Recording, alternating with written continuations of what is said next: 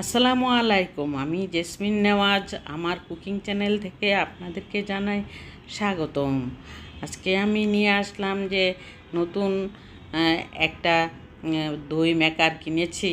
এমনিতে সনাতনী পদ্ধতিতে দই আমি সবসময় বানিয়ে থাকি, কিন্তু দেখানো সময় হয় না, সেজন্য হয়তো দেখানো হয় না। সেই জন্য এই চিন্তা করে আজকে আমি ভাবলাম যে দই মেকারটা দিয়ে দই বানাবো, আজকে আপনাদের সামনে তুলে ধরবো।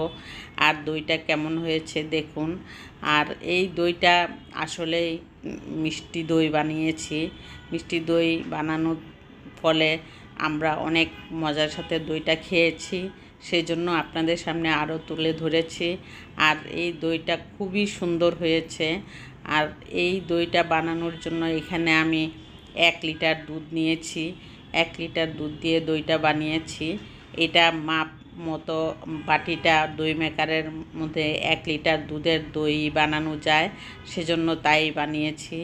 আর আমার ভিডিওটা যদি আপনাদের কাছে একটু হলেও ভালো লেগে থাকে তাহলে অবশ্যই একটি লাইক দিয়ে কন্টিনিউ করবেন, সাবস্ক্রাইব করে অল বাটনে প্রেস করে রাখবেন।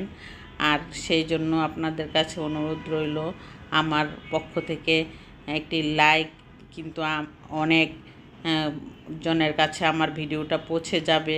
একটি লাইক আপনারা অবশ্যই দিয়ে দিবেন।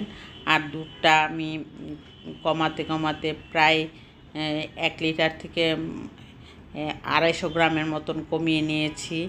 তারপরে বাকিটুকু আমি দই বীজ দিয়ে দই বসানোর চেষ্টা করেছি। আর সেই জন্য আমি 1 লিটার দুধ থেকে আস্তে আস্তে জাল করতে করতে, সর কিন্তু বসানো যাবে না। সর কিন্তু বসলে দই ভালো হয় না। আর দই সবসময় নাড়ার মধ্যে রাখতে হয়। আর এখানে দই বীজটা আমি এই স্টিলের একটা বাটি যে থাকে দই মেকারের মধ্যে, সেই স্টিলের বাটিটাতে আমি দই বীজটা একটু ফেটিয়ে নিয়েছি।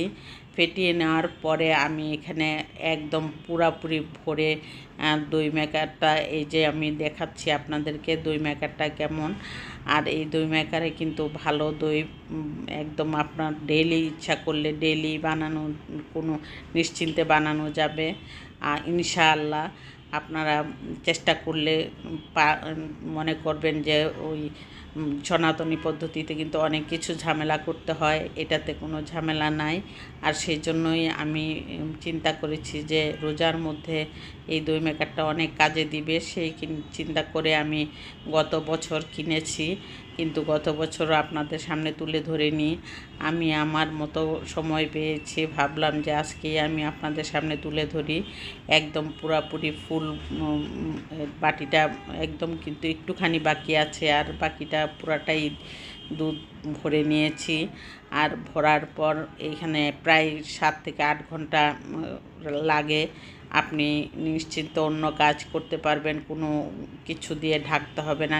এই আস্তে আস্তে গরম হতে হতে কিন্তু দইটা হয়ে গেল। আর এই দইটা আমি ফ্রিজে রাখলাম।